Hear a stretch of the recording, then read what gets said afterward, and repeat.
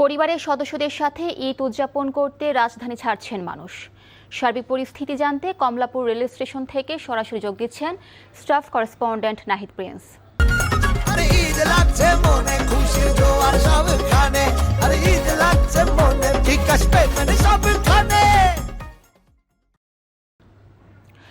নাহিদ, ট্রেনগুলো সময় মতো ছেড়ে যাচ্ছে কিনা, কোনো শিডিউল বিপর্যয়ের খবর আছে কিনা এবং সেই সাথে যাত্রীদের প্রতিক্রিয়া কেমন দেখছেন আমাদেরকে জানাবেন।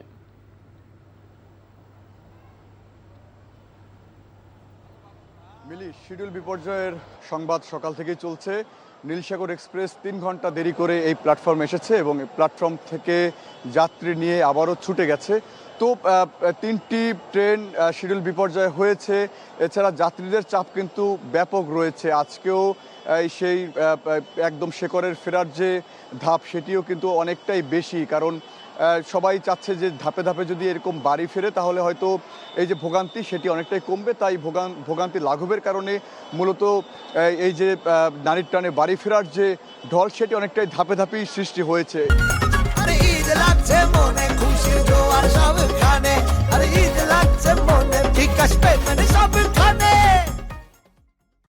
এছাড়া এই যে শিডিউল বিপর্যয়, সেটি তারা বলছিলেন যে টানা বৃষ্টির কারণে এই শিডিউল বিপর্যয় হয়েছে।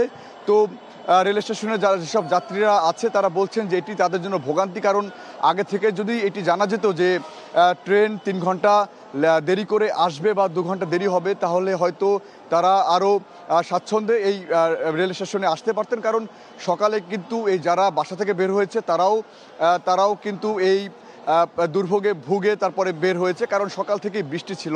এখানে দেখা যাচ্ছে যে দীর্ঘ লাইন, পুরো কমলাপুরের যে চেকপোস্ট রয়েছে, কয়েকটি স্তরেই টিকিট চেকিং করা হচ্ছে। এখানে টিটিরা চেক করছে, ভেতরে যারা প্রবেশ করছে তারা টিকিট নিয়েই প্রবেশ করছে। এছাড়া যারা ট্রেনে উঠছে সেখানেও টিকিট চেকিং হচ্ছে। তো কমলাপুরের চিত্র বরাবরের মতোই গতবারে আমরা দেখেছিলাম যে টিকিটের স্তর 3 ধাপে চেকিংয়ের যে তারা নির্ধারিত বেঁধে দিয়েছিল, সেটি কিন্তু এবারও রয়েছে। তবে যাত্রীদের ভোগান্তি গতবারের চেয়ে এবারে বেশি, কারণ শিডিউল বিপর্যয়ের বিষয়টি এবার অনেকটাই বেশি হওয়ায় এটি অনেকটাই বেশি তারা বলছিলেন যাত্রীরা। তো এই ছিল মিলি আমার কাছে কমলাপুর রেল স্টেশন থেকে সবশেষ জানছিলাম ঈদ যাত্রার খবর।